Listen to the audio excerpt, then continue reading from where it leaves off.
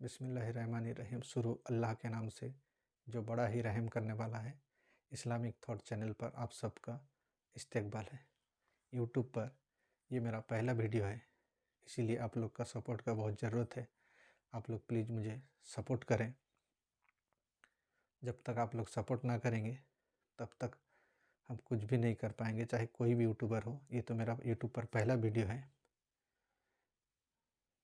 तो इस चैनल पर हर मुद्दे पर हम बात करेंगे। आज हम बात करेंगे भारत के मौजूदा स्थिति, मौजूदा हालत के बारे में कुछ बात आप लोगों से शेयर करेंगे। अगर आप लोगों को ये वीडियो अच्छा लगे तो प्लीज़ मेरा चैनल को आगे बढ़ाइएगा, आप लोग शेयर करिएगा और मेरा चैनल को सब्सक्राइब भी करिएगा। तो चलते हैं, कुछ मौजूदा हालत के बारे में बात करते हैं। अच्छा, आप लोगों को ये तो पता होगा, जैसे कि 2014 में बीजेपी की सरकार बनी, बिल्कुल बहुमत से सरकार बनी। जैसे कि मोदी जी ने वादा किया था कि भारत से महंगाई ख़त्म करेंगे, बेरोजगारी ख़त्म करेंगे। जैसे कि गैस हो, डीजल हो, पेट्रोल हो, हर महंगाई को वो ख़त्म करेंगे। हर साल 2 लाख नौकरी युवाओं को देंगे।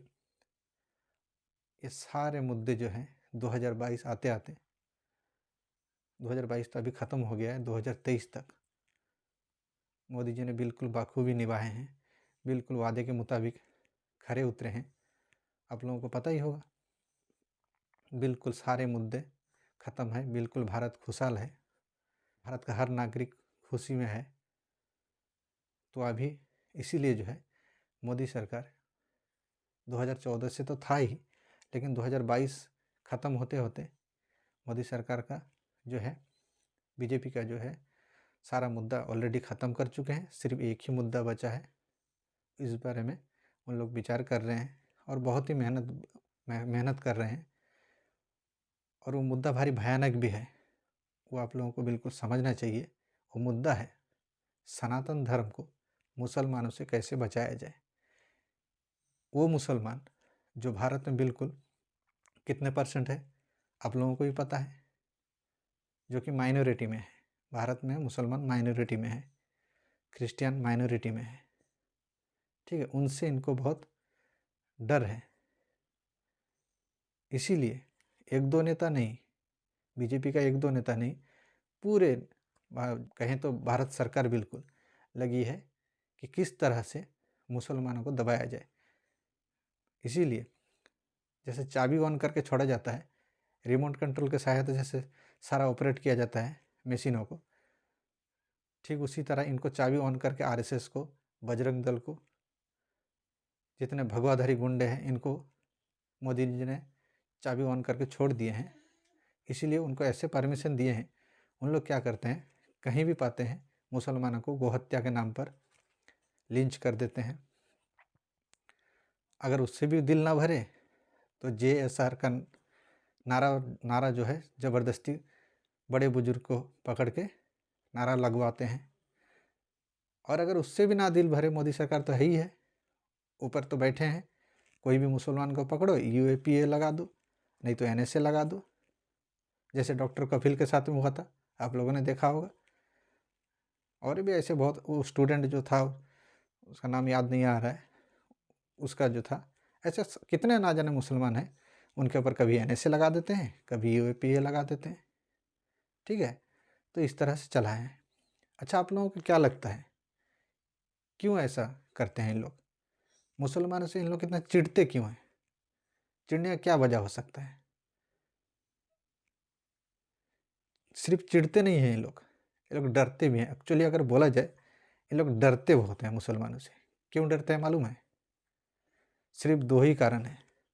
अगर ये 2 कारण आप लोग बिल्कुल समझ गए, इनका गेम प्लान अगर समझ गए, जो कि बड़े बड़े पत्रकार भी उस बारे में बात नहीं करेंगे, क्योंकि वो भी उन्हीं में से कोई ना कोई, कहीं से ना कहीं से निकले हैं, इसलिए बड़े बड़े पत्रकार भी इस बारे में बात नहीं करेंगे। हाँ, कोई कोई यूट्यूबर हैं ज़रूर बात करते हैं इस बारे में। वो कारण क्या है पता है? एक कहावत है हमारा भारत में, क्या है, विभिन्नता में एकता। लेकिन नहीं, इसका उल्टा है, एकता में इनमें विभिन्नता है। सारे हिंदू कम्युनिटी जो है, इनमें एकता तो है, लेकिन उसमें ही विभिन्नता है। उसमें क्या है, जैसे कि मैं बता रहा हूँ, वो विभिन्नता मतलब क्या है, एक दूसरे के साथ इन लोग का जमता नहीं। क्यों मैं बता रहा हूँ। अच्छा, आप लोगों को क्या लगता है भारत में ब्राह्मण कितने परसेंट है? 4% है। अच्छा, अपर कास्ट के लोग टोटल अगर गिनती किया जाए तो 32% ही है। अच्छा, और मुसलमान कितने परसेंट आपको पता है? क्रिश्चियन कितने परसेंट है पता है? बहुजन समाज जो है वो 68% टोटल है। SC ST, SC हो गया, ST हो गया, OBC हो गया। माइनॉरिटी की भी ले लेते हैं, ये 2 माइनॉरिटी हैं भारत में, मुसलमान और क्रिश्चियन, इनको भी अगर ले लेते हैं हम, टोटल लेके 68% हो गया, और उनमें वो कितने हो गए? 32%। अच्छा, सबसे मज़े की बात यह है, वो 32% तो हैं, लेकिन अगर माइनॉरिटी को छोड़ दिया जाए, क्रिश्चियन और मुसलमान को बिल्कुल समझिएगा गौर से, मैं क्या बताना चाहता हूँ। अगर मुसलमानों को और क्रिश्चियन को बात कर दिया जाए, उन लोग सारे को बोलते हैं, जितने बाकी जो बचे हैं सारे को बोलते हैं हिंदू, हमारे भाई हैं, सनातनी भाई हैं, लेकिन ज़रूरत पड़ने पर उनको समाज के मुख्य धारे में नहीं लेते। जैसे कि शादी ब्याह हो गया, पूजा पाठ हो गया, मंदिर में जाना हो गया, ये सारे में उनको नहीं रखेंगे, सिर्फ वोट के लिए उनको इस्तेमाल करेंगे। मुसलमानों के लिए कुछ दंगा करने के लिए उनको इस्तेमाल करेंगे, तभी सनातनी याद आएंगे, जो हमारे सनातनी भाई हैं। लेकिन ऐसा कुछ नहीं है। जात पात का भेदभाव ना है उन लोग में, वो होने का एक ही कारण भी है, उसका मैं बता रहा हूँ। जैसे कि आप लोगों को पता है, आप उड़ीसा आ जाइए, उड़ीसा में क्या है, जगन्नाथ को भगवान मानते हैं। आप साउथ साइड चले जाइए, नॉर्थ साइड चले जाइए, सब अलग अलग है। जैसे कि कहीं पे अय्यप्पा पूजा करते हैं, और कहीं पे राम जी का मंदिर बना के रखे हैं, राम जी को पूजते हैं। कहीं पे आप जाइए, देखिएगा रावण का मंदिर बना हुआ है, रावण को पूजा करते हैं। कहीं पे जाइए, जैसे कलकत्ता साइड जाइए, कहीं पे देखिएगा वो श्री कृष्ण का मंदिर बना हुआ है, तो श्री कृष्ण का पूजा करते हैं। ऐसे अगर आप पूरा भारत में देख लेंगे घूम घूम के, सारे राज्य में अलग अलग भगवान बना के रखे हैं। और इसी वजह से अपर कास्ट में भी एक दूसरे से जमता नहीं है। वो बोलते हैं ये मेरा भगवान ठीक है, ये बोलते हैं ये मेरा भगवान ठीक है, ये ज़्यादा पावरफुल है, ऐसे बोलते रहते हैं उन लोग, एक दूसरे के साथ जमता नहीं है। तो फिर ये रह गए साथ में लोअर कास्ट वाले, SC हो गए, ST हो गए, इनको तो उन लोग बोलते हैं कि शूद्र लोग, जो कि पैरों से कोई जन्मे हैं, पता नहीं कहाँ से जन्म कर रखे हैं, उनका कहना है। इसीलिए जो है, आप लोग हमेशा देखें कि उन लोग को समाज के मुख्य धारा में लाना नहीं चाहते। आप कहीं भी उठा के देख लीजिए, ब्राह्मण बनिया इन लोग का कब्जा है। आप चाहे खेल का मैदान देख लीजिए, चाहे संसद में हो, राजनीतिक क्षेत्र में हो, चाहे आप कोई भी नौकरी उठा के देख लीजिए, हर जगह में उनका ही कब्जा है। परसेंट कितने हैं? सिर्फ 32% है, लेकिन राज करते हैं कितने परसेंट के ऊपर? माइनॉरिटी के साथ में 68% के ऊपर राज करते हैं उन लोग। कैसे राज करते हैं? सिर्फ अपना दिमाग और जात पात की वजह से। इस गेम प्लान को आप समझिए। मुसलमानों से क्यों डरते हैं, ये समझने की बड़ी बात है। मुसलमानों से डरने का एक ही कारण है। आप इससे अगर 20 साल पहले भी चले जाएं, 50 साल पहले भी चले जाएं, विश्व भर में मुसलमान का जो है ग्राफ बढ़ रहा है, मुसलमान बढ़ रहे हैं, लेकिन सारे कास्ट घट रहे हैं, सारे जाति घट रहे हैं लगभग। अगर बढ़ भी रहे हैं तो उतना नहीं बढ़ रहे हैं मुसलमान के हिसाब से, मुसलमान जितना तेज़ी से आगे बढ़ रहे हैं। क्यों बढ़ने का कोई तो कारण होगा। अच्छे अच्छे खिलाड़ी देख लीजिए, अभी वो शायद किक बॉक्सर कोई थे, वो इस्लामिक बन गए, वो इस्लाम अपना लिए। इसी तरह जितने पढ़े लिखे लोग भी हैं, अक्सर के इस्लाम को अपनाते हैं। उसका क्या कारण है? उसका असल कारण है मुसलमानों में एकता। एकता क्या है? एक अल्लाह को मानना, यही मेन कारण है। आप समझ लीजिए उन लोग क्यों मुसलमान से चिढ़ते हैं, मैं आगे बताता हूँ, पहले इसको समझ लीजिए। मुसलमान क्या है? एक अल्लाह को मानते हैं और उसके पैगम्बर को मानते हैं, चाहे विश्व में कहीं भी रहें। किबला के ओर, मतलब पश्चिम के ओर मुंह कर लिए और नमाज पढ़ने बैठ गए। सारे जितने भी हैं, उनका टारगेट क्या है, उनका एम क्या है? एक अल्लाह को मानेंगे, एक उनका पैगम्बर को मानेंगे, मोहम्मद साहब को मानेंगे, और सारे एकजुट होकर पश्चिम की ओर मुँह कर दिए, नमाज पढ़ने बैठ गए। सारे जितने भी है विश्व भर में, ये उनकी सबसे बड़ी बात है, कहीं पे अगर कुछ भी अल्लाह और उसके नबी के बारे में कुछ भी अनाप शनाप कोई बक दिए तो सारे एकजुट हो जाते हैं, लेकिन उनमें नहीं है। क्यों नहीं है? क्योंकि तो सारे अलग अलग भगवान बना के रखे हैं। 2014 से अब अगर देखते हैं, राम के बारे में अगर कोई बोल देता है तभी इन लोग का बोलने उठते हैं, लेकिन उससे पहले 2014 से पहले क्या राम नहीं थे या गणेश नहीं थे? सारे थे, लेकिन कोई बोलते नहीं थे। क्यों नहीं बोलते थे? क्योंकि वो आपस में उन लोग का इख्तलाफ था, आपस में उन लोग का झगड़ा था। ये प्लान समझिए, ठीक है? तो वो लोग, और एक क्या है मुसलमानों में? जात पात नहीं है। और एक क्या है मुसलमानों में? सबसे बड़ी बात, जात पात नहीं है। जात पात नहीं होने की वजह से क्या होता है, बहुत सारे लोग मुसलमानों में आना चाहते हैं, बिछड़े वर्ग में। पहले का अगर आप इतिहास उठा के भी देख लें, बहुत सारे लोग जात पात के भेदभाव से इस्लाम जो है अपना लिए हैं, सिर्फ भेदभाव की वजह से। समाज में उनको मुख्य धारा में जगह नहीं मिलती थी, एक साथ में बैठ के खाना नहीं खाते थे, इसलिए जो है मुसलमान बन चुके हैं। यही डर उनको सताता है, तो यही डर उनको सताता है। अच्छा, अब देखिए, जब मुसलमान का वर्ल्ड में ग्राफ बढ़ रहा है कभी ना कभी, और अगर ये तो शायद डेटा में नहीं दिखा रहा है, भारत सरकार का डेटा शायद नहीं है, या है भी तो दिखाना नहीं चाहते, कहीं ना कहीं दबे छुपे ये डाटा बन रहा है कि मुसलमान अभी भी भारत में बढ़ रहे हैं। ये जो बोल रहे हैं कैसे बढ़ रहे हैं, बच्चे पैदा करके नहीं है, दूसरे जो है दूसरे कास्ट के लोग मुसलमान अभी भी बन रहे हैं भारत में। यही डर उनको सताता है। मुसलमानों में जात पात नहीं है, मुसलमानों में एकता है, एक गॉड का कॉन्सेप्ट है, इसीलिए अच्छे अच्छे लोग, पढ़े लिखे लोग मुसलमान बन रहे हैं।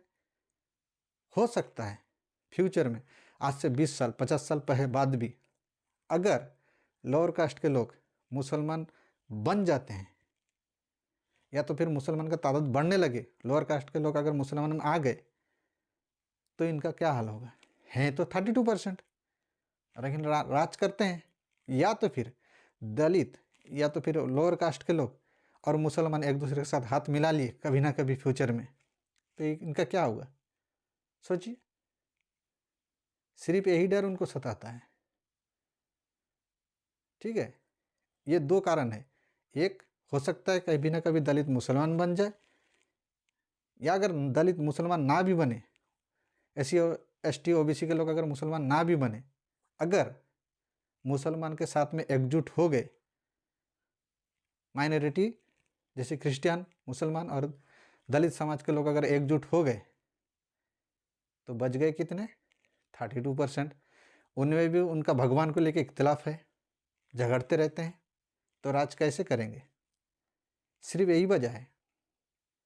इसी वजह से जो है हमें मुसलमानों को दबाया जा रहा है, क्योंकि मुसलमान जो है एक गॉड का कॉन्सेप्ट लेके चल रहा है, जो कि सारे विश्व में बढ़ रहे हैं। हो सकता है कभी ना कभी यहाँ भी बढ़ जाए, और अगर इनको ये डर नहीं होता तो कभी भी मुसलमान के ऊपर ये अत्याचार नहीं करते, मुसलमान को डराते नहीं। हमेशा आप देखिएगा, लोअर कास्ट के लोग को ये लोग अपना भाई बताएंगे, और मुसलमानों का डर उन्हीं लोगों को दिखाएंगे, क्योंकि वो जानते हैं अगर मुसलमान और दलित समाज के लोग अगर एकजुट हो गए, बहुजन समाज के लोग अगर एकजुट हो गए, तो इनका राज खत्म, इनको समाज में पूछने वाला कोई नहीं रहेगा। सिर्फ यही वजह से उन लोग जो है मुसलमानों को दबा रहे हैं। इसीलिए जो है मुसलमानों को भारत के हर जगह से, हर कोने से आवाज़ उठाना होगा। दलित मुसलमान में एकजुट करना पड़ेगा, बहुजन समाज और मुसलमान में एकजुट लाना होगा। इसलिए आप लोग भी कहीं ना कहीं किसी भी माध्यम से कोशिश करें, चाहे समाज में आपस में एक दूसरे से मिलिए, या फिर सोशल मीडिया के ज़रिए से, जैसे मैं बोल रहा हूँ और भी बहुत लोग हैं बोल रहे हैं, वैसे आप लोग आवाज़ उठाइए। नहीं तो एक दिन ऐसा आएगा कि हमको ये लोग जीने नहीं देंगे, हालत ख़राब कर देंगे, संविधान चेंज कर देंगे ज़रूरत पड़ने पर, क्योंकि पुलिस इनकी, आर्मी इनकी कंट्रोल में है। तो कहने का मतलब यही है, सारांश यही है, प्लीज़ आप लोग समझिए इस बात को। आप लोग जो नौजवान पीढ़ी है टिकटॉक में व्यस्त मत रहिए, पबजी में मत रहिए, फ्री फायर में व्यस्त मत रहिए। अगर आने वाले पीढ़ी को बचाना है तो प्लीज़ बोलिए, बोलना सीखिए। गिनती के कुछ लोग हैं, वो आपका ठेका लेके नहीं बैठे हैं, ठेका लेके नहीं बैठे हैं कि सिर्फ वही आवाज़ उठाएंगे और आप अपने घर में बैठ के अखबार पढ़ते रहें, ठीक है, और मज़े लेते रहें। आवाज़ उठाइए, आप लोगों से हाथ जोड़कर गुजारिश है, आप लोग भी आवाज़ उठाइए। अगर आप लोग को मेरा काम अच्छा लगता है, जो भी मैं बोल रहा हूँ, अगर आप लोग को अच्छा लगे शेयर करिएगा,